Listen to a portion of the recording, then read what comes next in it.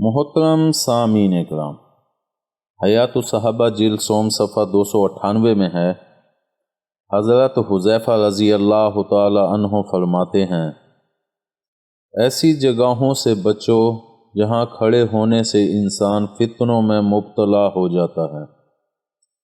کسی نے پوچھا، اے ابو عبداللہ، فتنوں کی یہ جگہیں کون سی ہیں؟ فرمایا، امراء اور حکام کے دروازے۔ آدمی کسی حاکم یا گورنر کے پاس جاتا ہے اور غلط بات میں اس کی تصدیق کرتا ہے اور اس کی تعریف میں ایسی خوبیاں ذکر کرتا ہے جو اس میں نہیں ہیں۔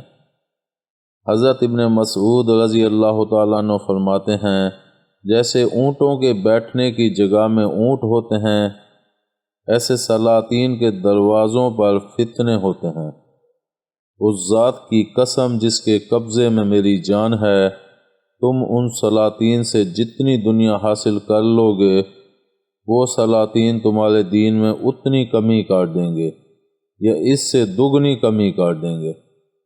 امید ہے آپ کو ہماری یہ ویڈیو پسند آئی ہوگی۔ پسند آنے کی صورت میں لائک کریں، کمنٹ کریں اور شیئر کرنا مت بھولیں۔ ملتے ہیں اگلی ویڈیو تک۔ اللہ حافظ۔